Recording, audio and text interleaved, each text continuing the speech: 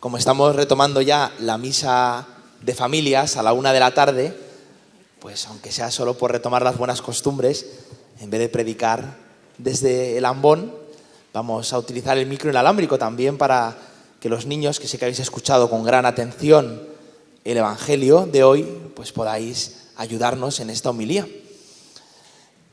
Y también los matrimonios, los del cursillo de matrimonios, quizá bajo a preguntaros algo, ¿eh? Así que espero que os hayáis enterado muy bien, no solo de lo que han aprendido en estos días para su futuro, sino también del Evangelio de hoy.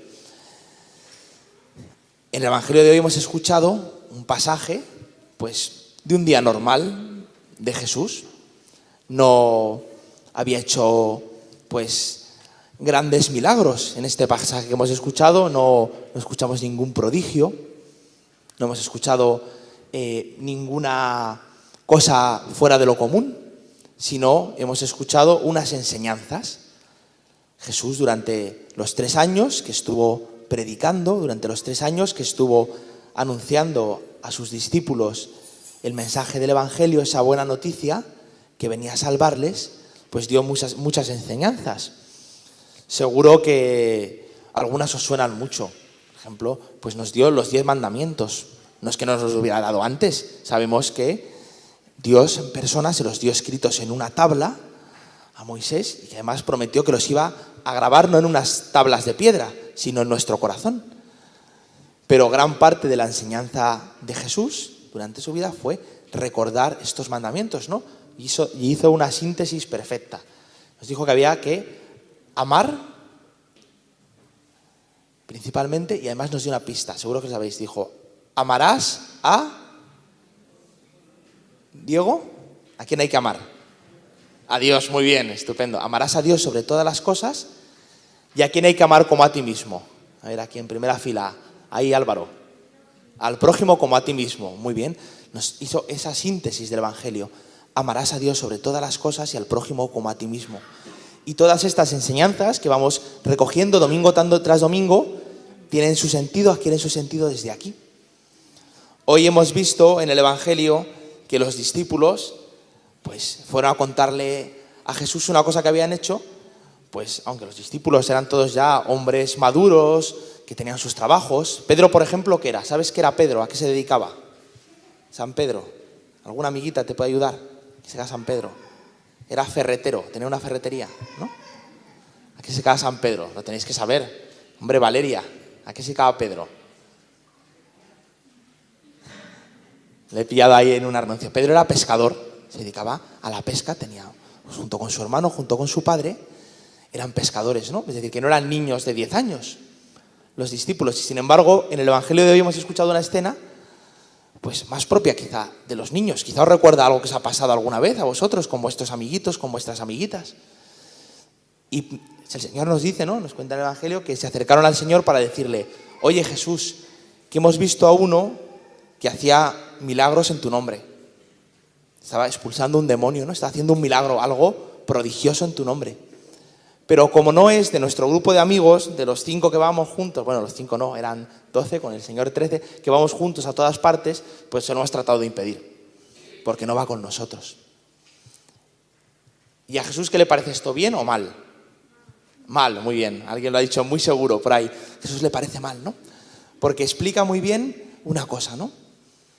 Que todo el que hace el bien en nombre del Señor, pues no puede estar luego contra Jesús. Y esto es una enseñanza muy importante para nosotros, porque seguro que tenéis entre vuestros amigos, también los mayores, en vuestros vecinos, en vuestra familia, gente que tristemente, y rezamos por ellos, pues no ha conocido a Jesucristo, no ha conocido a Dios, no tiene fe. Y sin embargo, que hace cosas buenas. Hay mucha gente que hace cosas buenas. Entonces nosotros no tenemos que entrar en contra de ellos, porque todavía no hayan conocido a Jesús, sino estar muy a favor suyo y decir: oye, quien está haciendo algo bueno, aunque todavía no sea cristiano, no tenga fe, está muy cerca del Señor, porque hace las cosas propias de Dios, que es hacer el bien. Hoy hemos escuchado en la oración colecta es esa oración que hace el cura al principio de la misa, antes de que nos sentemos, hace una oración así un poco, dice: oremos, se calla un momento y hace una oración un poquito más larga, diciendo: por Jesucristo nuestro Señor, que contigo vive tal, amén, y nos sentamos. Pues hemos dicho que donde Dios manifiesta sobre todo su poder no es en los grandes milagros, sino en la misericordia y en el perdón. Porque realmente eso es también un milagro. Hoy estoy viendo, para mi alegría, que no para de entrar gente en el confesionario, en la salita donde están confesando el padre Carlos y el padre Milton. Y pienso, pues ahí se está produciendo un milagro, ¿no? Está entrando cada uno con sus pecados, con aquellas cosas que le quitan libertad, que le privan de libertad, que le esclavizan, y está saliendo libre. Ahora vamos a ver otro milagro en la misa. Vamos a coger pan y vino, que son dos cosas súper normales, lo más normal que podemos tener, y por la intervención del Espíritu Santo y las palabras de Jesús que voy a pronunciar, se van a convertir en el cuerpo y en la sangre del Señor. Pues todos estos milagros que vemos en nuestra vida, el perdón de los pecados, la Santa Misa, pero también el bien que hacemos, nos hablan de Dios. Entonces todas estas personas que decíamos que hacen el bien, pero que no pertenecen a la Iglesia todavía, pues tenemos que rezar por ellas, porque están muy cerca del reino de los cielos. Están dando pasos para que el Señor se les manifieste, para que conozcan al Señor y para que puedan disfrutar de la maravilla que es estar en la Iglesia. Y luego el Señor hace otras dos enseñanzas en el Evangelio. Después de hablar de este Señor que hacía milagros en nombre de Jesús, pero no iba con ellos, nos dice dos enseñanzas muy bonitas. Lo primero que nos dice es que aquel que dé un vaso de agua a cualquiera que sea discípulo de Jesús, no quedará sin recompensa. Un vaso de agua es algo. ¿Tú tienes un vaso de agua en tu casa? Sí, ¿verdad? Sí, claro que sí. ¿Tú tienes un vaso de agua en tu casa? Sí. Es algo muy poco valioso, ¿no? Pero quien esté dispuesto a darle en nombre de Jesús un vaso de agua a alguien, sabemos que no quedará sin recompensa. ¿Sabéis quién era San Agustín? ¿Alguien sabe quién era San Agustín? ¿No? ¿Paula, sabes quién era San Agustín? ¿No? ¿Irene, tampoco? ¿Carla? ¿No?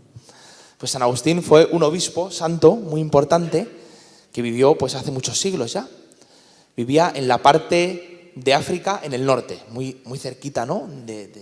de España, bueno, de España, de Italia, la zona que linda con el mar Mediterráneo.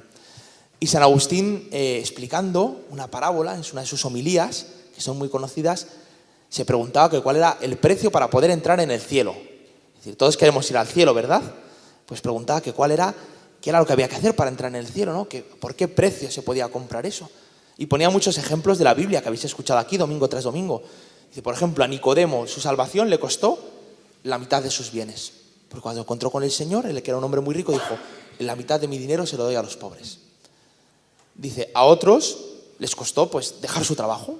A los primeros, a Pedro, decíamos que era pescador, hermanos, les costó pues su trabajo, su puesto de trabajo. Dice, pero también sabemos que en el Evangelio que hay gente que entrar en el cielo le costó solo un vaso de agua. Lo más sencillo, ¿no? Es decir, tenemos que estar muy atentos en nuestro día a día a ver las oportunidades que nos da el Señor de servirle con cosas muy pequeñas. Yo posiblemente, no sé vosotros, no podré construir un asilo para miles de refugiados. No podré solucionar el problema del hambre en el mundo. Pero sí podré tener un detalle de caridad, un detalle de amor con mis amigos, con mi familia, con mis vecinos. Eso también tiene la recompensa del reino de los cielos. Y la última enseñanza que nos da Jesús en el Evangelio de hoy, que nos puede sonar más rara, es todo esto que decimos al final, ¿no? Nos escucha en el Evangelio que dice, oye, si tu mano te hace caer, córtatela. Si tu pie te hace pecar, córtatelo. Si tu ojo te induce al mal, sácatelo. Y podemos decir, uy, qué feo, ¿no? No queremos a nadie cortarse la mano, ni el pie, ni sacarse un ojo, es muy desagradable, realmente.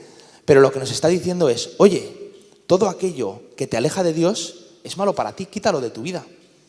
Esto lo podéis entender muy bien los niños, pero también los mayores, también pues vosotros que vais a empezar ahora una vida en común dentro de muy pocos meses. Oye, aquello que haga mal a nuestro matrimonio, que nos aleje de estar cerca del Señor, de acercar luego a nuestros hijos cuando vengan al Señor, pues tiene que salir de mi vida. Tiene que salir de mi vida. Oye, yo qué sé, Marcos, que si la Play te hace no poder estar cerca del Señor, pues tírala por la ventana. No hace falta que lo hagas ahora cuando llegues a casa, ¿eh? Que si no, pero sí, oye, que si el móvil, esto para los pequeños y para los mayores y para todos, ¿vale? Que si el móvil te aleja de estar con tu familia, de querer a los que tienes al lado, pues quizá lo mejor que puedes hacer es apagarlo.